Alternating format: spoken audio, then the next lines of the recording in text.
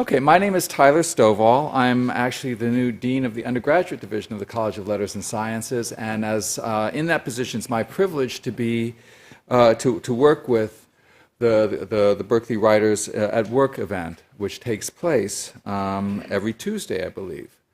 And it's a wonderful event that brings together writers in all different fields to talk about the craft of expressing their thoughts. We used to say on paper, but now on computer screen. So it is my privilege today to introduce Professor Robert Reich, who has graciously taken time away from trying to save the world economy, which I'm sure has been taking up much of his time the last month or so, to talk to us about writing. Professor Reich is Professor of Public Policy at the Goldman School of Public Policy at the University of California at Berkeley. He has served in 3 national administrations, most recently as Secretary of Labor under the President Bill Clinton. He has written 11 books, including The Work of Nations, which has been translated to 22 languages, no less, The Future of Success, and Locked in the Cabinet, and his most recent book, Supercapitalism. I don't know, should we rethink that title at this point? I'm not sure. He has also written many articles for leading publications and has weekly commentaries on public radio's Marketplace. And I just wanted to read a bit from one of his books, which I think sums up, or at least for me, encapsulates his appeal as a writer. This is from Locked in the Cabinet, 1997. And in it, Professor Reich creates an imaginary dialogue with Alan Greenspan. Question. Mr. Chairman, how did a shy little Jewish guy like you get to be the most powerful man in America? Answer, I'm cunning and ambitious and very, very smart. Question, you're the nation's central banker. You should be accountable to all Americans. Answer, but I'm not, and neither is the Fed. Question, that's not fair. It's not right. Answer, nya, nya, nya, nya. You can't stop me. Question, can too. Answer, cannot. Question, can too. The president's my friend. Answer, so what? Question, well, you can take your crummy lunch and cram it, you robber baron pimp. A, answer, go suck on a pickle, you Bolshevik dwarf. Who said that economics is the dismal science? So without further ado, let me introduce, and thanks for coming, Professor Robert Reich. Thank you, Tyler.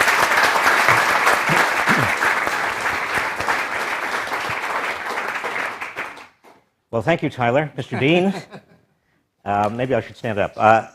Thank you for coming tonight, or today.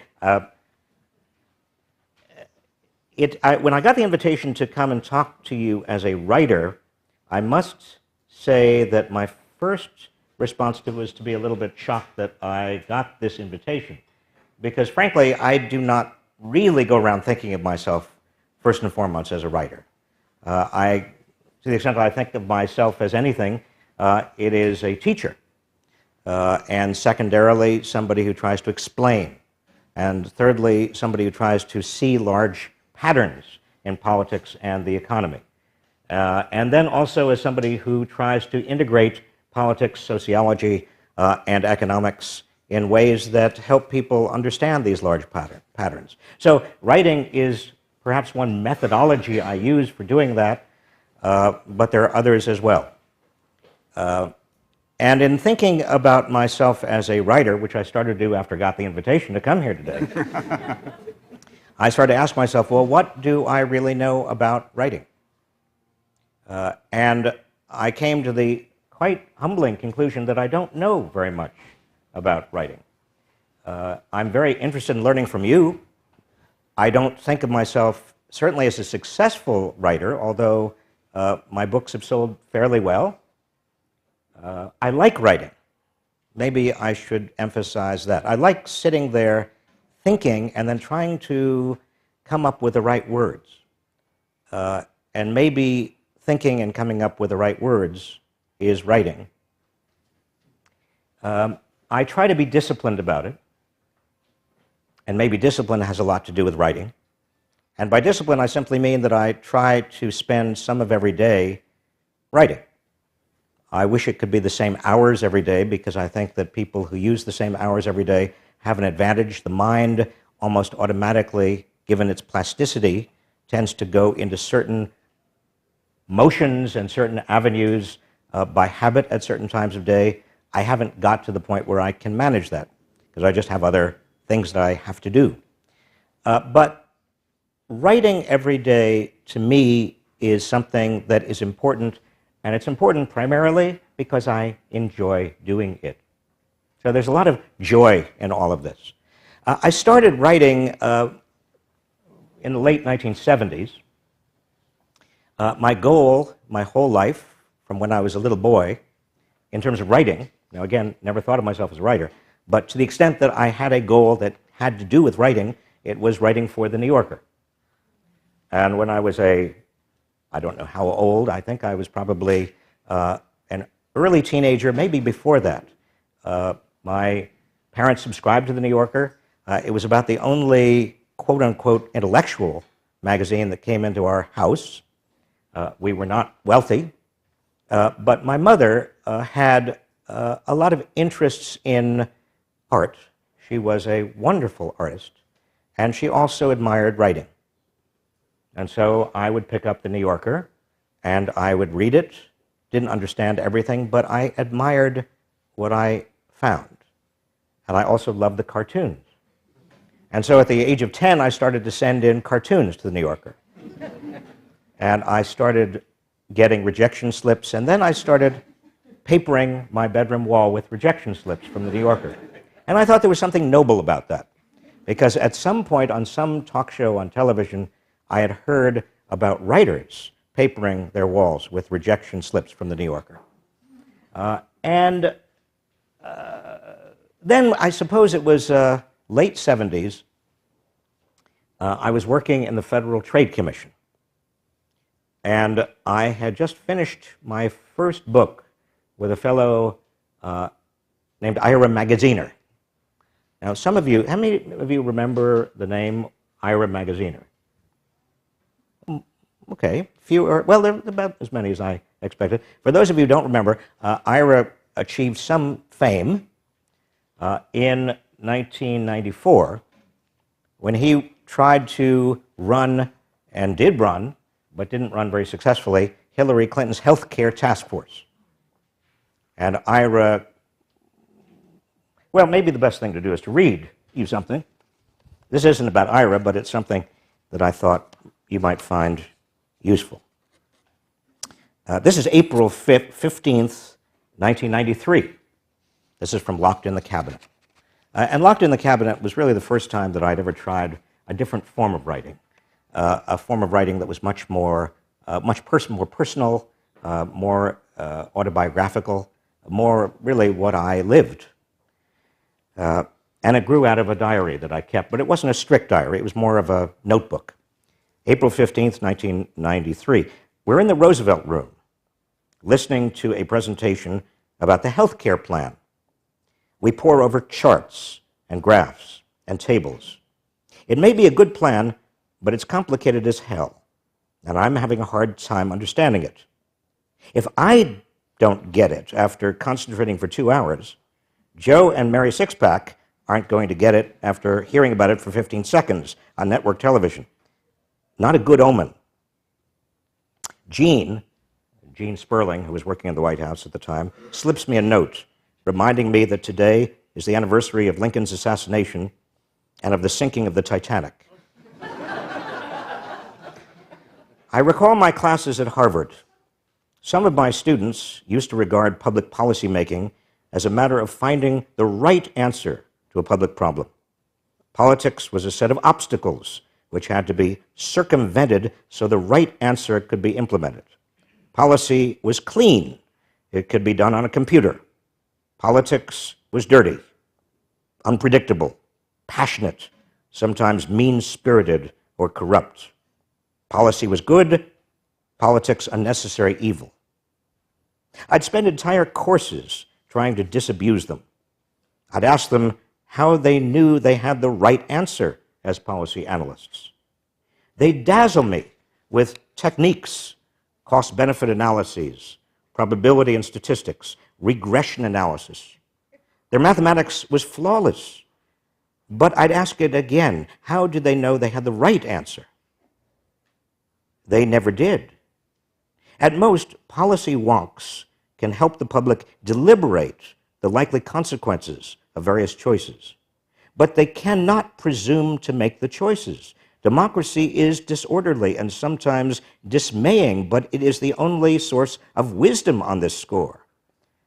Next to the policy wonk who presumes to know what is best for the public, sits the pollster who presumes to be able to tell what the public wants. The pollster's techniques are just as flawed, and his conceit is no less dangerous to democracy. The public doesn't know what it wants until it has an opportunity to debate and consider it. Engaging in a democratic process is not like choosing a favorite flavor of ice cream. Politicians must lead. They must try to educate and persuade. They must enter into an ongoing dialogue with the public. No one can discover the best policy through analytic prowess, nor the best policy that happens to be the most popular on a questionnaire. Democracy requires deliberation and discussion. It entails public inquiry and discovery. Citizens need to be actively engaged. Political leaders must offer visions of the future and arguments to support the visions, and then must listen carefully for the response. A healthcare plan devised by Plato's philosopher king won't wash. And it didn't wash. Most people did not understand it. The public didn't feel that it had been involved in the policy process. Congress didn't even think it was involved in the policy process. The years in Washington were exhilarating for me, but also quite discouraging. And this book was a little bit of a therapeutic release done after I left. One more, and then I will get back to writing and take questions. This is from November 29th, 1993. We're at the White House. I'm at a meeting, cabinet meeting. I'm wandering through the halls of the White House and Congress with a tin cup, begging for money to upgrade the skills of working Americans. Buddy, can you spare a few billion?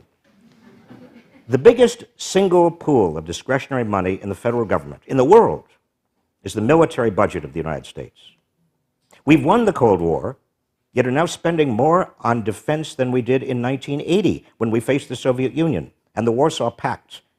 We're talking real money here, hundreds of billions of dollars, almost 40% of all military spending in the world. 3 times what Russia now spends, twice as much as the combined military spending of Britain, France, Germany, and Japan. The entire discretionary budget of the Labor Department is less than the cost of 4 B-2 bombers. Today in the Roosevelt Room in the White House, Tony Lake, the National Security Advisor, informs the economic team that the Defense Department must have several $billion more this year than was budgeted. I ask why. Because we hadn't counted on the conflicts in Bosnia and Somalia, is his matter-of-fact reply. You mean that every time the Defense Department gets involved in a conflict around the world, you need extra money, I ask? Yep. Tony stares at me as if to say, what planet do you inhabit? And by the way, what business is it of the Secretary of Labor how the Defense Department plans its budget? But he is courteous and cautious and bites his tongue. I am neither, and my tongue keeps going. I thought the whole reason for having the Defense Department was to take military action. To be ready to take military action, he corrects me coldly. There's a difference. Ready? You mean whenever we actually do something, we have to pay more? I imagine buying a hugely expensive car designed solely to sit in my driveway with its engine running. Its price tag is higher if I want to actually use it. Others in the room titter, more out of embarrassment that I'm pushing the issue than out of recognition of the absurdity of the principle.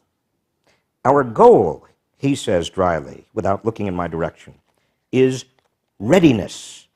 We do not budget for battle. Battles are extra. He has made it clear that his end of the conversation is over. There's no point in my trying to prolong this depressing exchange. Everyone in the room knows that the Defense Department will get what it wants. Bill, actually in this I call him B, because I knew him for years before he became president, but I couldn't call him Bill, and I didn't want to call him Mr. President. B. B won't stand in the way of the Pentagon. Hell, Republicans and even a few Democrats are clamoring for even higher defense spending next year, and they're ready at a moment's notice to call B a coward for eluding the draft. But I can't help thinking about that term, readiness. 20% of American citizens remain functionally illiterate. Yet our yearly defense spending still exceeds all the money spent by all levels of government on educating and training our people. Readiness? What about the readiness of Americans to be productive members of the world economy? So I vented in the book. And I also did a lot of venting when I was Secretary of Labor. One of the benefits of knowing that you don't have to stay in Washington and you don't have to stay in the cabinet is being able to make an ass of yourself sometimes when you're in the cabinet, and I did that for things I believed in. One more point I should add, and then again over to you. Most of my writing is not like that. Most of my writing is modeled after the writing of a gentleman who was something of a mentor to me. I met him in the late 70s. I started working with him in 1981 at Harvard. I had read his books when I was in college and before. I found his logic fascinating. I found his style beautiful. His name, John Kenneth Galbraith. He became a friend. And although I never said it to him directly, I always wanted to write like him. And I have not yet done so. Thank you. Okay.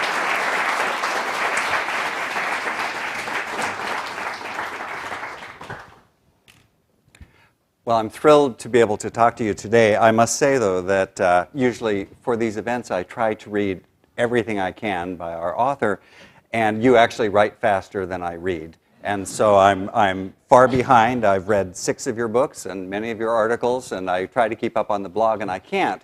So the question is, you said that you write every day. How long do you, I mean, like today, I know you've already been interviewed by MSNBC this morning. And I assume you have other things to do. So how much time are you going to write today? When are you going to write? And where do you write? Well, I write in my office at the Goldman School. And I wrote something this morning. I took an hour out before I came here, exactly 11 to 12. And then I set aside some time this afternoon. So I only am going to have 2 hours today. It's not ideal. I'd like to have much more time. But is that half a book and 3 blog entries and 2 articles? No, this morning that hour was set, I do a public radio commentary every week. It's like haiku. It can only be 335 words. And yet I have more than 335 words to deliver. And so I write, but most of the hour is spent trying to cut it down to 335 words. That's the hardest thing, as you know, you writers, to write short rather than writing long. So that's what I did this morning. And this afternoon, I have a couple of projects that are all competing in my mind for writing. I find as a teacher that television is related to writing. That is, the expression as clearly and concisely as you can, in ways that people can comprehend, of complex material, is what I try to do on television. I try to do it in the classroom as well. They're different media, but they are connected. On Thursday night, what's today? Wednesday. Today's Tuesday? No, today's Tuesday. So the day after tomorrow, I'm going to be on The Daily Show. And I've done that before, a couple of times. That is the kind of venue I like because it's a way of reaching young people. And although it's a little bit of a roller coaster, because Jon Stewart when you sit in front. I mean, I've done it now, I guess, 3 times before. The producer never tells you what the topic is going to be. And I've now, I suppose, got used to it, but you're standing outside, you're behind a curtain. Because the curtain opens, there's an audience, everybody, politely applauds. With regard to me, nobody really knows who I am, but I'm just very short, that's all they know, and they applaud. And Jon Stewart is there and says something, and then asks a question, and then we're off. And I have no control whatsoever. And I try to maintain a little bit, just a modicum, just a slight slither of control, but it's not possible. So that's not the kind of television that is analogous to writing. That's really analogous to roller coaster writing. And also, a couple months ago, did, what's that other show, like Jon Stewart? Colbert. I did the Colbert Report. And that is also, that's not even a roller coaster, that's just playing straight man. And that's actually very complicated because all you do is sit there and try to enjoy the experience. So, of all the different kinds of writing you do, and you do many different kinds, not everyone probably knows that you've also written a play that's been produced in several places. But so there's the articles, there's the blog. What differences are there differences between those and the book? You mentioned that that Locked in the Cabinet was sort of a different kind for you, and I noticed that that's really much more filled with irony, and you do take more risks. But other books like Supercapitalism are complicated, tightly constructed arguments. So is there one of these you enjoy more than the other? Is there one that's easier for you? Well, I have to tell you, I enjoyed Locked in the Cabinet more than anything because it was so personal. And I've done a number of articles since then, not any more books, that also are from the standpoint of what I believe or experiences I've had, or here I am not trying to describe the world, but just trying to describe my own experience in the world, or combining the two. And I want to get back to that. So then why don't we get to that? In your program, and I'd like you to read this if you would. It's just a short one. It's the one from Being a Dad. It's the bottom. This is not Locked in the Cabinet, but this is another piece of writing. The most important thing to know is that teenage boys are like clamshells. They open up just for a moment in order to take in a little nourishment or expel some dirt. But then they clam up tight again. If you're around when they open up, you have a chance to see something truly beautiful inside. Maybe a small pearl turning into a gleaming stone. Maybe a shiny, smooth inside, still vulnerable. And you have a quick chance to connect, but you have to be there in the moment. The clamshell shuts in an instant, and then you can't see or do a thing. Some of you who have had teenage boys, I've never had a teenage girl, know what I'm talking about. By the way, that teenage boy that I was talking about there, I had 2 of them then. They're both now young men, and the teenage boy that I was really referring to there is now here at Berkeley, a PhD candidate in sociology. And he and his partner just had a little girl last week. So I now have to write something. I'd like to write something about being a granddad.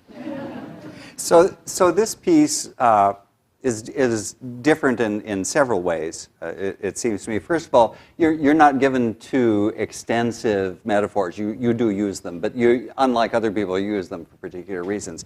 But this whole image that you've created here I thought was so nice. So I wanted to ask about your use of images, but also about writing about your son and his response and how you felt as you were writing it and knowing it was going to be published, and would he be okay and that. So it's tricky. With Locked in the Cabinet and then a number of these small pieces I've done, having to do with being a dad or my family. It is, with regard to respect, right to privacy, I've always cleared it with them. And I'm still quite self-conscious about it and also very respectful of their privacy. So I've been... now, the trick there is I don't, even when they say, sure, go ahead, I don't know that they really mean, sure, go ahead. They may mean, sure, go ahead because you've asked, and I don't want to feel like an ass saying no. So it's a very delicate thing. I don't really have the answer to doing that. If I'm not writing anything that is likely, I believe, to be particularly embarrassing to them, like casting one of my sons, not even naming him, and suggesting something that is quite typical of a teenager, I'm a little less worried than I am doing anything else. And so then about the images in this. So in some of your, I guess, larger, more, what's the word I want, heavier books, you will use images from time to time. But here, do you have an idea of why you decided to cast this whole thing as this really wonderful image? The question is, since you don't feel that you're a writer, but apparently the rest of us do, how did you think about that, or did you not think about it? Did it just... I didn't think about it consciously. I think the images, the metaphors, come easier to me when I am feeling very strongly about something, whether it's inequality in the economy, or it is being a dad and trying to get through to my son, who's a clamshell. And they just bubble up. It's the strength of my feeling that gives rise to the image, because there's no other way of conveying that feeling. Well, then what do you say to I know we have some freshmen in the audience who say, I don't have that. It doesn't bubble up for me, and there must be a secret. Well, there's no secret except to connect with the feelings. Now that sounds kind of new age, doesn't it? But everybody here has very strong feelings, I assume, about something. And if you connect up with those feelings, you can write. Now, you want maybe not write greatly. I mean, you may not be a brilliant writer at first, but it's connecting up with those feelings and then wanting to express to somebody else those feelings, wanting to share those feelings. I mean, that's how we do in normal life. If we feel strongly and want to connect up and share those feelings, then we are going to naturally search for ways, images, powerful images, because there's no other way of sharing powerful feelings. That sounds utterly simplistic as I say it, but I think it's true.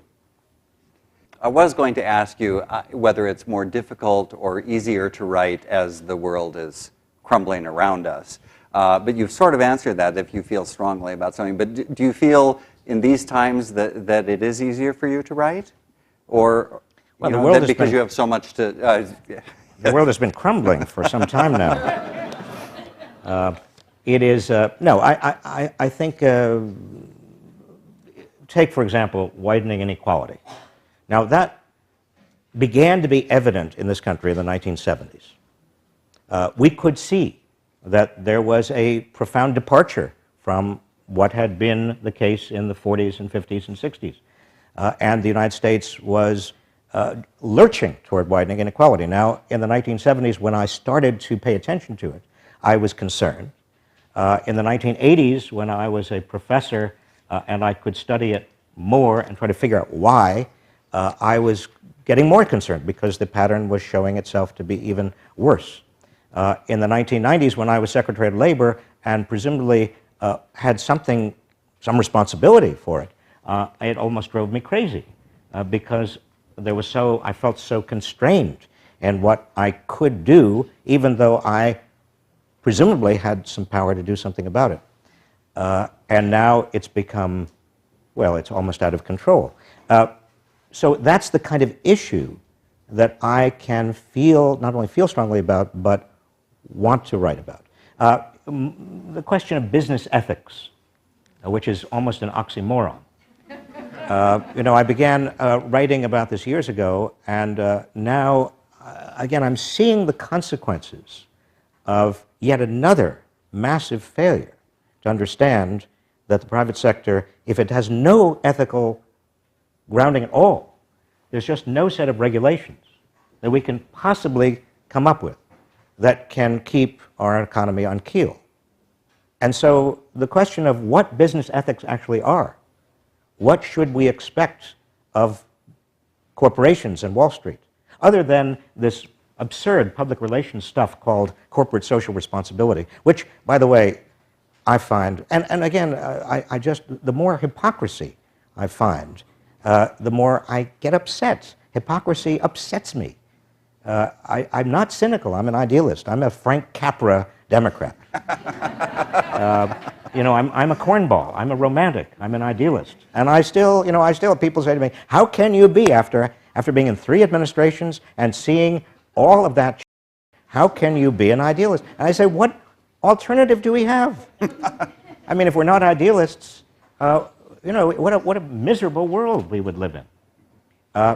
But the hypocrisy gets me angry, and that anger I've got to be careful with, because that anger can easily turn into stuff that is very, very negative and even bitter. But it also can be a creative force. And so I'm toying around with a new book about business ethics, and sort of the question again, how can we make it not just an oxymoron?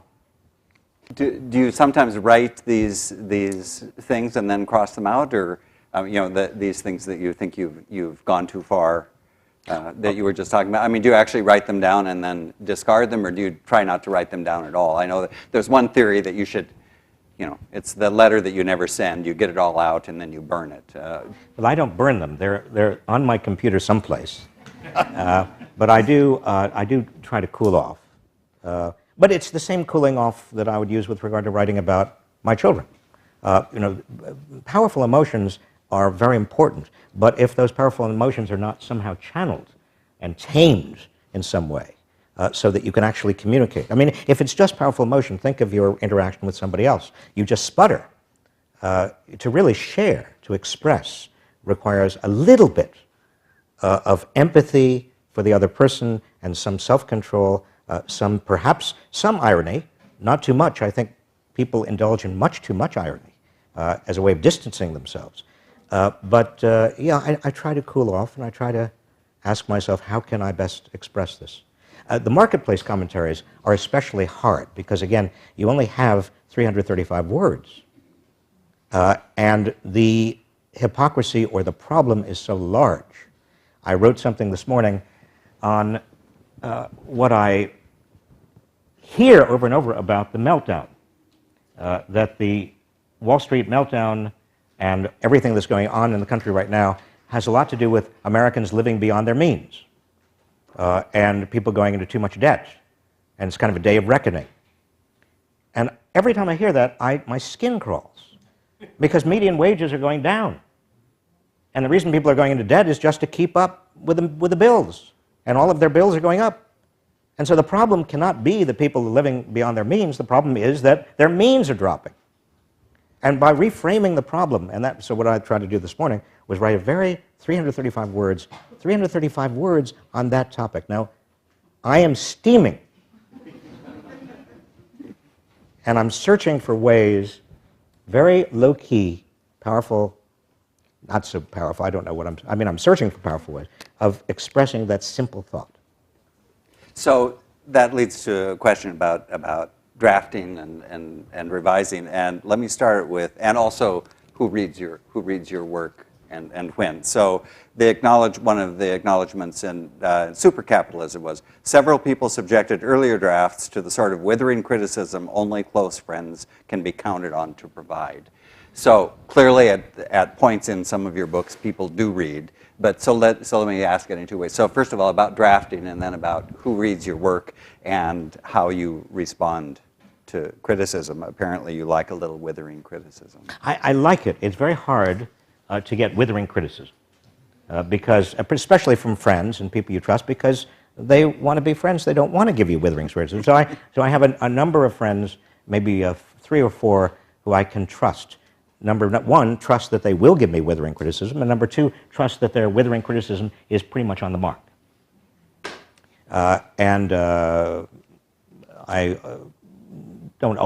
certainly don't subject everything, give everything to them, but a book or a chapter that I'm a little bit concerned about, I will.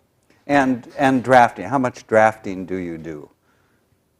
And I realize for a book, you mean? Well, a book. I mean, does the blog, does the NPR, do those go through? No, the blog. Those of you who do blogging, I think it's a wonderful opportunity to write, and I will reread. I don't just blog and then send it out. I'll reread once or twice, but then I'll send it out. I just can't. I don't have the time to do much with that. Public radio, I try to read it out loud. But I don't have the time to send it to anybody or test it. I did a New York Times op-ed this last Sunday. When I do an op-ed for the New York Times, I do want other people who I trust to give me feedback, because it's such a national billboard that if you say something truly dumb or say it in a way that people are not going to understand, the consequences are substantial. One of the frustrations that I feel with writing books is that so few people read. If you're not a best-selling author, I sell, I don't know. My publisher tells me my books sell in the range of 30 to 50 to 60,000 copies, which my publisher says is great. But then I say to myself, wait a minute. If I'm on the Jon Stewart show, I'm reaching 4 million people. If I'm on, even doing my little marketplace commentaries, I'm reaching 5 million people. So if I'm really in the business of educating, writing books is a very inefficient way of doing it. And by the way, those 40 or 50 or 60,000 copies, those are the number of people who buy the book. The number of people who actually read is infinitely smaller than that. I got an email yesterday from a person, I guess she was in Tennessee. She said, I bought the paperback of Supercapitalism, but given everything that's happened in the market over the last month, I'm not sure I should spend the time reading it. So I just need your assurance that it's still relevant. Well, I think we're more interested in your response. And I said to her, I wrote her, and I said, well, I respect your time, but I give you my word that I have spent much more time writing it than you will ever spend reading it. And that I still think it was worth writing. And you have to make a choice. Well, so off all our plans here. So that leads me to say that in, I don't think this is your very first, but it's close to the Next American Frontier. So it's worth reading still, even though it was written in, 79, I think, something like that. And it sort of scared me, because I think that you're a bit of a Cassandra. You said you were just, a cockeyed optimist. But almost everything you say happens, and that worries me. So, everything you said in this book was clearly fresh at that time, but it all came true. And when I read through these chronologically, I go, maybe you shouldn't write anymore, because it keeps... No, this is weird. This is weird. And I really do not believe in New Age stuff, and I really don't believe in, but it is true. And many people have pointed out to me that the Work of Nations, for example, which I wrote in 91, they say, how did you foresee all of the things that have happened since then? And I say, I don't know. Well, then we will just quietly So I think we move on. Move on to something concrete and something we can deal with. So still about critics and having people read it. I want to know how you respond to the greater world of criticism. A review of The Future of Success by David Brooks in Commentary in 2001 says, but in the middle of this somewhat dated account, Reich manages to become interesting. Oh, come on, he's read these before, he knows. So the point here is, how do you respond to to critic? Do you give them a thought? Do you read the criticisms? Do you attend to them, or do you just go whatever? Well, if it's somebody whose opinion I really respect, I do pay a lot of attention. David Brooks is interesting, and he can be very interesting, but I don't pay a great deal of attention to him because we're coming from very different places, I assume. But a larger point, I have spent the better part of 25 years in quote-unquote public life. Not a major player, but a minor player, and sometimes coming in for a lot of criticism. You can't do that without expecting a huge criticism. You can't make a fuss about the status quo without expecting the status quo is going to lash back. And so you have to develop a very, very thick hide. I used to be quite hurt by negative criticism or by, when I was in government, people being very mean-spirited, as you can imagine. Well, you can't imagine, actually. I mean, Washington is the kind of place where a friend is somebody who stabs you in the front.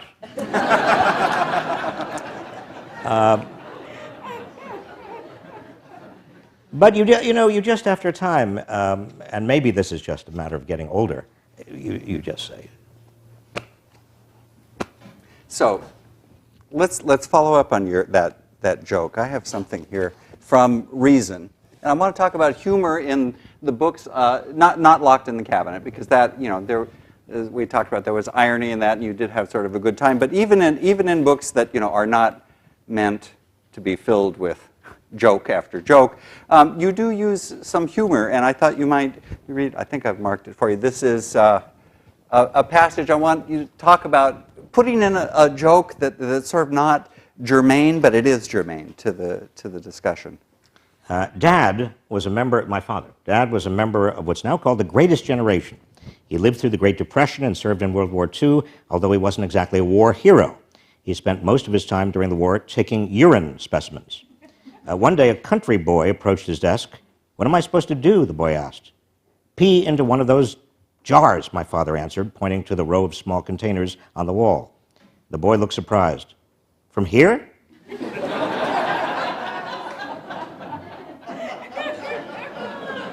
Dad told this story at least 1,000 times.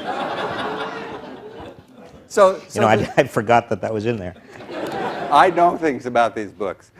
So the question is, it's very amusing, but it's your father who's the key there because you're using him to talk about some larger issues. But the joke is not. The joke just comes from what he did during the war. So why put that joke in there? Well, I think humor is important as a device for enabling people to focus. In my lectures, I try to use some humor. I don't plan it very much in advance, but I do know that it's a spoonful of sugar helps the medicine go down. Both humor and narrative story are both very important for maintaining attention. John Kenneth Galbraith was a master of this. For those of you who know his books, he would, with the ironic phrase, or just the perfect little put-down, which was very funny, he would make a very large and important point. So did you when you talked earlier about him, when you say that you really want to write like him, do you really concentrate on do you look at his writing and say, how can I get to that point, or is it something more subconscious or unconscious that you do? Yeah, well, no longer. When I began to write in the late 70s, I was already, I loved his books. I mean, from when I read them in the 60s and the early 70s.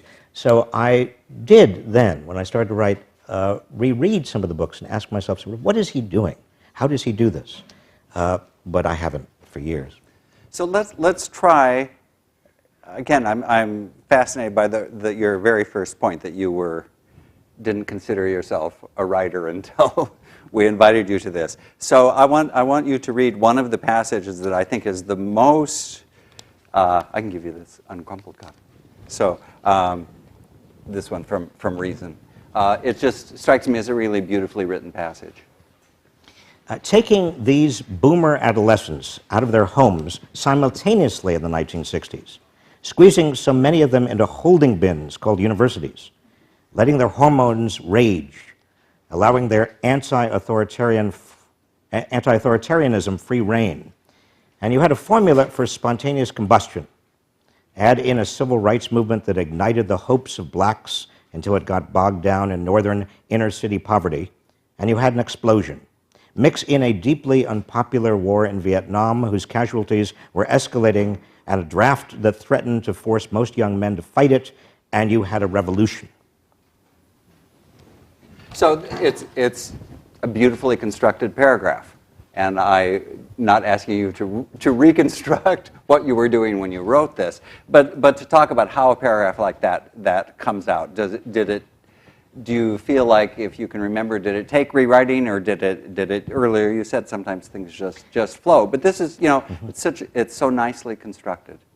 Well, this actually came out of a lot of thinking I had been doing, and a lot of pages that I had written about the boomers, the baby boomers, the early boomers. And the question I asked myself was, why did the early boomers, what was there about the early boomers when they were born and when they all got to university, and how many of them got to university? What was it that could explain the free speech movement and all of the stuff that we experienced in late 60s and early 70s? And I wrote page after page after page, and then it just seemed to me, wait a minute, I can say all this much more simply in a paragraph, and much more powerfully in a paragraph. So I just squeezed it all down. So I should read, I think it's something that comes just before that, because I think you described that so well. So my mother gave birth to me on June 24th, 1946 in Scranton, Pennsylvania. 12 days later, on July 6th in New Haven, Connecticut, George W. was born. On July 21st, Kenny Starr arrived. Kenny's future nemesis, Bill Clinton, born Billy Blythe III, came along a few weeks later. And on they emerged. George's future wife, Laura, that November, adorable Danny Quayle the following February. Tom DeLay later, the fierce Republican majority leader in April. Hillary Rodham in October. Tom Daschle in December. Sweet little... I just love this part. Sweet little Clarence Thomas the next June, and within 2 years, several million other boomers, including cute Rush Limbaugh and cuddly little Bill O'Reilly. Well, the image I wanted to conjure up was that, all of these boomers were really all the same, basically the same generation, and all of us were little babies. And thinking of Tom DeLay or Rush Limbaugh as a newborn, and thinking of all of us, in hospitals or wherever we were as newborns, it's just sort of an amazing way of viewing all of us. I mean, we're all there together. We're all born around the same time, and now, some 60 years later, we're all acting out in our various ways. And do you think Bill O'Reilly swore when he came out of the womb? I think he was in a rage. He was probably jaundiced. So things don't change. Is that what you're... Well, I knew Bill Clinton. I met him when he was 22, and I met Hillary Rodham when she was 19. I met Clarence Thomas when he was about 24. So I sort of do have a little bit more sense of where these people came from, but not obviously them as infants. So earlier, when you were talking about being in the government, I went through some of the Labor Department archives and tried to find some of the things you had written, and I found it interesting that most of your stuff is not easily accessible to the general public, although the current Secretary of Labor's materials are. But I did find one thing. I didn't know that. A speech. Probably a Bush administration policy. Well, I assumed it was, but I didn't want to say that. That you've been embargoed in some way. So I have a couple of questions, though, and one is, I assume your name as Secretary of Labor went on hundreds of thousands of different kinds of documents that I assume some you never saw. Of various kinds. There are lots of legal documents. But did you have to put your name to things that you were not happy with the writing on that you would know of? That's a good question. Not if it was a speech or an article. I looked it over, and I often wrote my own speeches and articles because that's what I love to do. But if it was and even testimony, I did look over testimony. But undoubtedly, there must have been many documents that were more prosaic that I didn't look at. And I've found absolutely nothing you've ever written that smacked of bureaucraties. Now, is there something that we don't know about that you've written that's filled with, jargon, and you just have kept it under wraps? Well, I'm glad to hear that it didn't sound nothing that sound jargony to you. I'm very impatient with students who write in narrow specialty jargon. If it can't be clearly explained in English, then they don't understand it. I'm very impatient with people who are in government who write in jargon for the same reason. And I have a whole set of words, impact on, those kinds of things that I just hate. I mean, I go ballistic. Laura Tyson, who teaches at the hospital, and I have embarked on a almost ridiculous project of writing a introductory economics textbook. And we have, and what it means to write an introductory economics textbook, that I didn't realize when we embarked on this, is to join forces with a vast publishing bureaucracy. I mean, huge. It's almost the federal government. It's just huge. And there are people who are editing, and then editing, and then you see these drafts go by with words that are jargon. And you didn't do that. Somebody else put in jargon. The idea of putting in jargon is a whole new phenomenon. I mean, I've taken out jargon from things that, either first drafts that people in government have given me. But to have written something and then see my writing turned into jargon purposely is a whole new experience. And what do you say to the editor when? Well, I've tried to be very understanding because they're trying to do their jobs. And to some extent, a textbook is expected to be jargony because one of the subtexts of a textbook is training people to use jargon, which always struck me as kind of bizarre. I mean, if you are training somebody to be an economist or training somebody to be a political science or a lawyer, the idea of training them in the use of words that nobody else can possibly understand, and that creates a kind of entry barrier that justifies their expertise, is a whole way of viewing expertise that I believe is wrong, is just plain wrong. And so I don't really want to be complicit in that. So one of your first book, I think, was co-written, and now you say you're working with Laura Tyson on this. Can you say anything about Laura Tyson? I don't believe is here, so you can talk freely because it's not being taped and would never be broadcast. About working with other people on your writing. You don't do it much, but you've done it some. Well, I did the first book actually before The Next American Frontier. It was a book called Minding America's Business. It came out in 1979, I believe. And that book was co-authored with Ira Magaziner. And Ira I had known for years, and it was difficult to write with somebody else. Just because I had ideas about what I wanted, and Ira has very strong ideas about what he wanted, so a lot of the time we were negotiating. And I think the book was pretty good, but it was not what I wanted.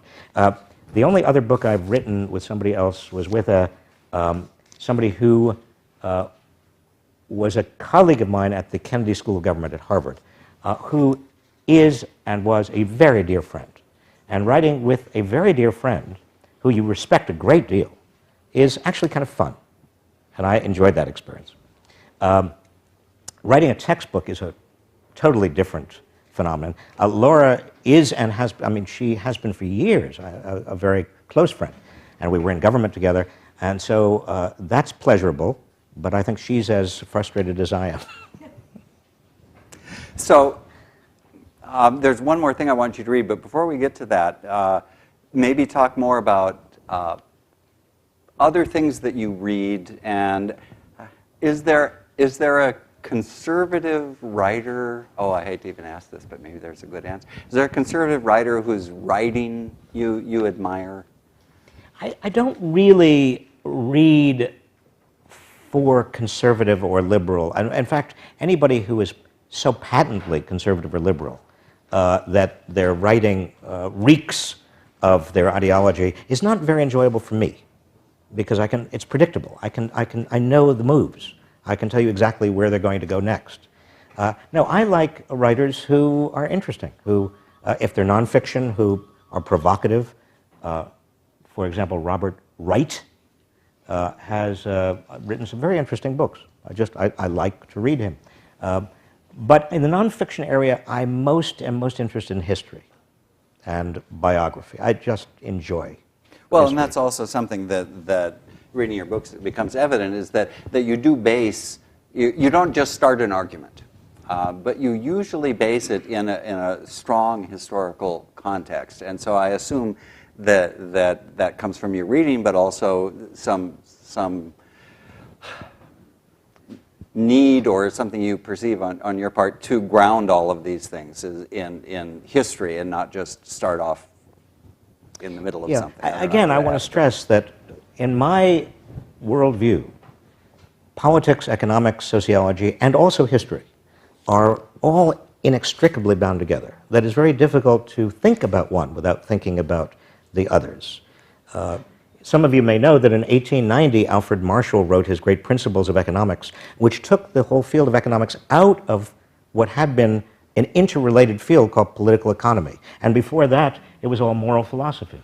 Adam Smith, in the 18th century, called himself a moral philosopher.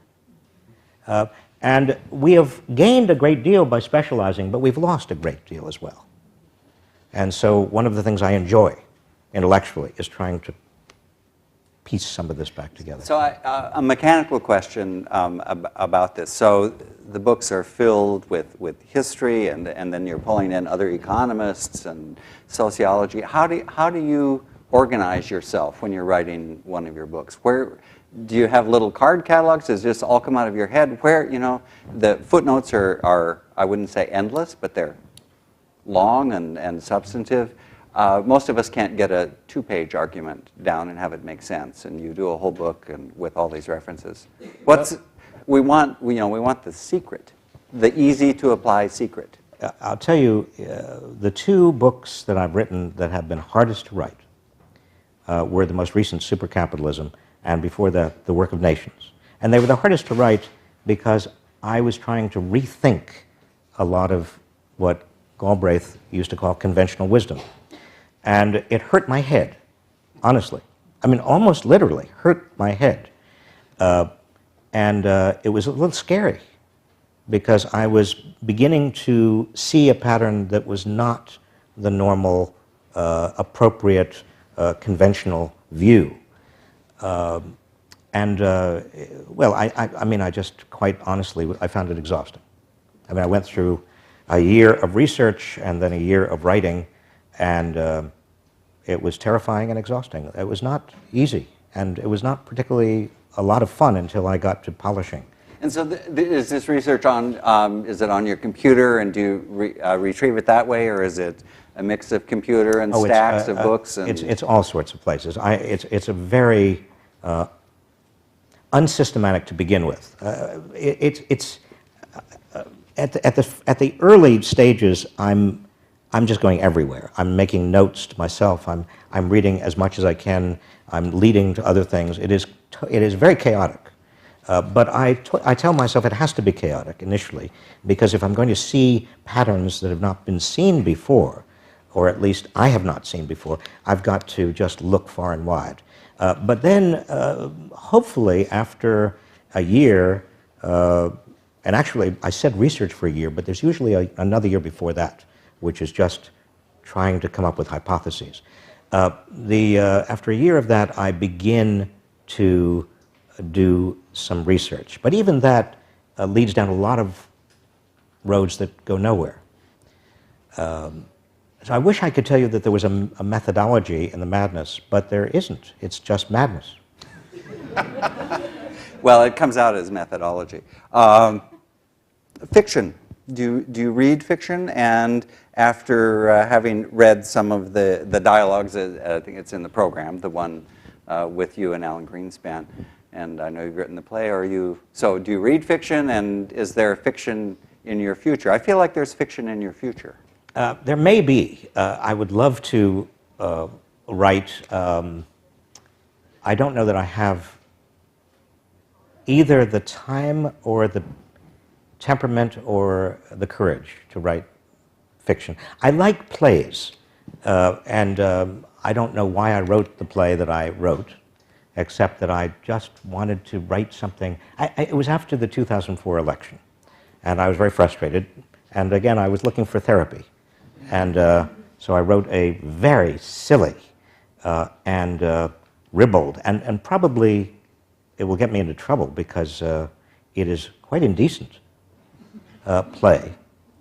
And I was surprised that a group on Cape Cod wanted to put it on, and they sold out all 2 weeks of performances, and then they went to an extra week, and then a group in here on the West Coast wanted to put it on, and they also sold out for 3 weeks. And it got very good reviews. And it got good reviews. Yeah. So I'd like to do more of that. I have a play in mind that if I can find some time, I will write it. I should note that the piece that's in the program that Tyler Stovall read at the beginning, the dialogue with Alan Greenspan, was written after was written.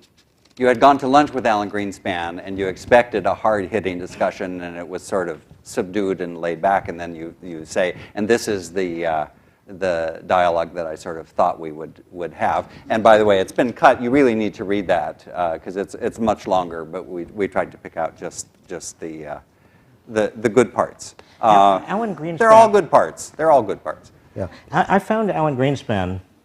He was something of a nemesis. Because I wrote a book review of his biography for the Times Literary Supplement, and it enabled me to actually probe exactly what I disliked about Alan Greenspan, because otherwise he's a very likable man, a very sweet man, but I really dislike him, and I discovered in writing that book review and reading him that I dislike him not because of any personality flaw, but because he really sees the world in ways that I think are dangerous. I think that he really was powerfully influenced by Ayn Rand. I think that he has a powerful ideology that he hides, and he had more power in the federal government than anybody else in the 1990s. So I think he hurt people. And in 2004, when he reduced interest rates to 1%, he and his colleagues at the Fed, and then when he, after repeated requests by a large number of people to oversee the lending practices of a lot of mortgage banks, because money was so cheap, obviously every mortgage bank in the world and every other bank is going to push the money out to anybody who could stand up straight. And many people who could not stand up straight, he refused. He said, no, we don't need any regulation. We don't need any more oversight. We don't need any more regulation. We don't need even to regulate derivatives. And that was his ideology speaking. And I knew he was wrong. Cassandra, what did I say? No, it's you don't have to be a rocket scientist. You just look at the reality. When money is cheap, and every major institution has a huge incentive to get as many people to borrow as possible, and you have no oversight and no real regulation to hold those lenders' feet to the fire, you are creating a bubble, and that bubble is going to burst, and a lot of people are going to be hurt. Which is a great line, actually, from your blog, I don't know if it's on the sheet, about the mortgage bubble. You talk about it. It hasn't burst. This is before it hasn't burst yet, but it has a leak the size of your average mortgage banker or something. It was very nice line. Quickly, and then we got to turn it over to the audience. So, fiction. Do you read fiction? Do you have any time inclination? And what do you like? Well, I mean, I like Ian McKeon. I like John Updike. I tend to read narratives, stories, great stories. I love stories. So I think we should end this part with, if you will read on the back page there, unless it was all speechwriter and not you, the speech at the top from to the steel workers. I thought it's a wonderful, and it's different. It's really a call to arms in a way that in your books you are more restrained, I think. But I thought this was wonderful. Oh, I remember this. That's amazing you found this. This, by the way, the context of this is a big convention of union people, steelworkers. And I believe this is the time when I was speaking, and in the background, very quietly, somebody was playing for the crowd one of those songs from Les Miserables. Yes. So kind of, I want you to, as I say this, I want you to hear da da da da da da da. We could hum. If you could. Okay, I'll very quietly hum. Okay.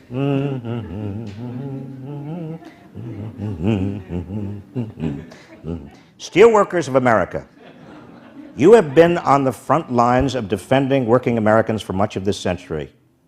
And now history is calling you again. I'll be marching with you in this fight. Not shoulder to shoulder, maybe, but my shoulder to your hip. We'll be marching to turn back this tide of terror. We'll be marching to protect the right to strike, to keep our unions strong, and to guarantee that the places where we work each day are healthy, safe, and fair. We'll be marching for American jobs, for wages that can pay the bills, and for pensions that come through when retirement arrives. We'll be marching for millions of hardworking, tax-paying, law-abiding Americans who do the heavy lifting, who get the tough jobs done, who play by the rules, and who ask in return only a fair shake and the simple opportunity to lead a decent life. We will be marching, my friends, to restore the American dream. Now that is not, I mean, that's pretty platitudinous. I do remember, I did look over that speech before. I'm a little embarrassed now by it. I was moved. Oh. I was moved. Okay. And particularly with we were humming. Particularly with the Les Miserables in the background. Right. It worked. But it worked for me because I, as Secretary of Labor, really did feel, and I still feel, that there are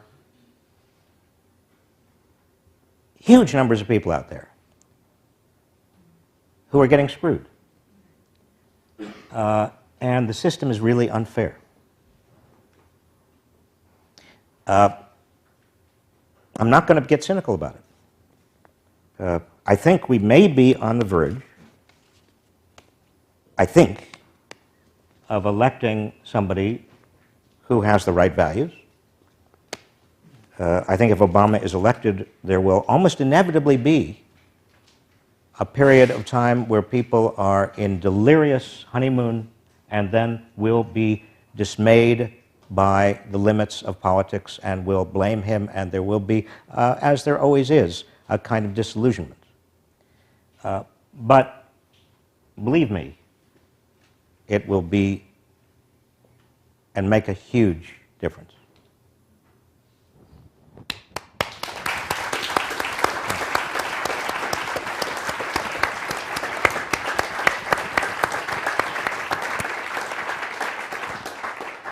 Well, thank you for enduring this. And any questions? Yes, we have questions, and I've already asked him about my 401k, so you don't need to ask. I'll just tell you what he said later. We hope we'll stick to writing questions, but we may not. Okay. As Secretary of Labor and the person who's fighting, in a sense, for the people, the multitudes who are getting screwed, as you said, You said earlier that you try to keep yourself level-headed and not, even though there are things that get you angry, to step back from that. Can you make a case for doing that when people like Bill O'Reilly, for example, do get the backing and the support behind him because he speaks so angrily and doesn't cool off? Well, I am afraid of demagogues. As people get more and more frustrated and scared, then there are demagogues on the left and the right. For every Bill O'Reilly, there's also a Lou Dobbs. I don't know whether you call Lou Dobbs left or right, but there are all kinds of people out there who are spewing lies and telling people to be angry at them. And I'm not going to fall into that trap. I really do want people to understand what is happening to them. Yeah, hi. I wanted to talk about the culture of compassion versus the culture of selfishness. My favorite sociological statistic these days is that the average American watches 4 hours a day of television and talks to their husband or wife 20 minutes, much less their neighbor. And you mention about, you talk about Ayn Rand, and Ayn Rand is basically saying that selfishness is good. Greed is good, and compassion is corrupt. The question that I have is it possible to have a culture of compassion and therefore a politics of compassion if you don't have people in the habit of talking to each other and learning how to talk to each other and being rather in the habit of simply listening to a tube? I like to say that we don't have a military-industrial complex. We have a military-industrial entertainment complex. How can we build that kind of culture of cooperation? What can we do to build up the kind of communication and win back our communication skills so that we can have a civilization of compassion? How much time do we have together? Now, I just thought about a week or so ago, I was on one of these programs with debating with a Republican about some issue. And I was trying to be very even-tempered because I didn't want to get into a yelling match. I don't think that's attractive to people, and I think it does actually corrode civic values. I think one of the problems we're having in this country is that we think that the way to enter politics is to just yell and to find somebody to yell at. So I was trying to be quite even-tempered, and when you're on those shows, you have an earpiece in your ear that is connected to a producer somewhere. And I was in the middle of talking about what McCain was proposing, and I was trying to be as critical as I could, but I was keeping my passion under wraps, when the producer in my ear said, "Be angrier." Right in the middle of a sentence. And so we came to a station break, and I said, did you say be angrier? And she said, "Yes, we need you to be angrier." And I said, "Why?" She said, "Because a lot of people are just surfing through their, all of these channels, and they stop when people are passionate and angry. And we just, we want eyeballs." And I said, "But that's corroding our civic culture." And she said, "But we need the eyeballs." And I said, "I'm not going to be angry, goddammit."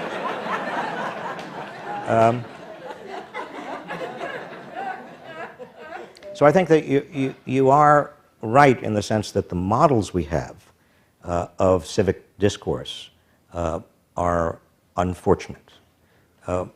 We also, as another problem, we have now through congressional redistricting and a lot of other redistricting, we have safe districts, which means that a lot of the action politically comes in primaries, which means that it is the most extreme version of whatever political view you are talking about that tends to come to the surface, expressed in extreme ways. And on top of that, we all live in bubbles. I mean, here at Berkeley, we tend to talk to people who agree with us. And we tend not to even come across somebody who passionately disagrees with us or articulately disagrees with us. And for all those reasons, and many more, I mean, given the media choices we have, we can read only things that support our own views. So a civic culture really depends not only on empathy, but on the possibility for creating common ground. And we are losing that possibility. So I have been urging upon Tom Bates and others here in Berkeley that Berkeley have a sister city, Enid, Oklahoma, or something like that. And we all become pen pals. Now that's kind of Frank Capra-ish. I apologize for that. But I do mean it. I think you're absolutely right. I don't blame television per se. That statistic you came up with is horrifying, about 20 minutes with your partner or spouse and 4 hours on television. But that's another issue entirely. I think it really is the erosion, corrosion of our capacity to find common ground, articulate common ground, that is one of the big problems we face. Yes? Well, all I'm suggesting to you, as writers, as communicators, as people who are expressing themselves, and as people who presumably care about convincing others, whether it's your family or anyone else, that having passion and keeping that passion is extraordinarily important. It's like keeping a fire kindled. But in reaching out to others empathically and respectfully, we cannot afford to violate someone else's, how can I put this, dignity. And by that I simply mean that a compassionate and empathic and respectful discussion must assume that someone else begins and has arrived at a place that for them is meaningful and that a disagreement is a disagreement. What we do, or what a lot of people who are angry about where things stand do very often, is to assign motives to those who disagree that impute very bad things or assume very bad things. In my experience in politics, most of the people I dealt with who were Republicans on the House or in the Senate, they were there for the right reasons. They weren't awful people. They could have had much simpler lives and made more money and been with their family more if they had chosen other fields of work. So keep the passion and keep the fire, but maintain a high degree of respect and reach out to people who disagree with you. Yes? This is going back to you as a writer. You talked about finding a common ground and reaching out and being empathetic. So I just would like to know, how do you imagine your audience, and do you go through any kind of exercises to direct particular pieces of writing or types of writing to particular audiences, or and again, everything that you've just talked about is really talking about how do you imagine your audience and how do you connect with them? I want to reach people who are open enough to think for themselves. I'm not writing for the converted. That's boring. Nor am I writing for people who are so ideologically committed on the other side that I can't possibly reach them. I want to write for people who want to be provoked intellectually, who want to learn. And the paradox of writing for them is I never know if and when and how I'm successful. I write, and then you throw these things off into the, into the world, and all you have to go by are a few book reviews. And some of those book reviews are written by the ideologically committed, and so you have to sort of discount them. And then you have a few book reviews that may be exactly your audience, and that's interesting, and maybe you get a few emails, but then it goes into the world, and you have no idea whether you're reaching anybody at all. One thing that I really love is to get an email from a student, someplace, a few days ago from a community college in North Carolina. We've just read blah, blah, blah, blah. And it really was intriguing, and I learned a lot, and thank you. Well, that just makes me my day, if I can have that kind of consequence. Yeah. And then you. And then we're probably... I wondered, Okay. how important is teaching for your writing? Does the teaching provoke ideas with you? Do students contribute to the laboratory of writing? Yes, very, very good and very important question. How important is teaching to my writing? Teaching is very important to my writing. The last book, Supercapitalism, came out almost entirely from my teaching, the things I discovered in teaching. And my students are very helpful in terms of asking questions that provoke me to work harder. And even stories and anecdotes often come out of classroom teaching because something occurs to me. And not only is it a very important anecdote, but it fits. In fact, I want to end on this, and I apologize. We'll get together afterwards. You had a question, but we don't have time. I'm told that people have to leave. But I just want to share with you this one thing, because it happened yesterday. I was in the class, and we're talking in class about stories. This is a class on leadership and social change that I teach at the Goldman School. And the point I wanted to make with the students that everybody has a story. Everybody has a narrative. And that the narrative form is one of the most important motivating forms one can possibly use. My own story is the most important thing I have to convince you, or at least the beginning of a conversation. Barack Obama is known because of his story. John McCain has a story. People have their own stories. And I said to every student, you have a story, you have a narrative. It's being developed. The narrative changes continuously through your life, but there is a narrative. And then I, in 5 minutes or 4 minutes, told the story, my story, why I got involved doing what I do, why I feel so passionate about what I do. And I'll share it with you if you'll be patient for 4 minutes. It will only go 4 minutes. And the story goes like this. I've always been very short for my age. And when I was 5, 6, 7, 8 years old, I would be bullied in school, and not beaten up to a pulp, but threatened a lot, and bullied in only the ways that young kids can be bullied. And so I would latch myself on to older boys who were kind enough to just befriend me and basically keep the bullies at bay because they were a few years older than I was. They didn't know that they were in a protection racket, but they were, and I appreciated. Not many, there are usually 2, maybe 3. And one in particular was particularly kind. He was a very, very loving, big-hearted fellow named Mickey. And I didn't really see Mickey after my teenage years, but I sort of kept up with where he was doing and what he was going. He got involved in civil rights.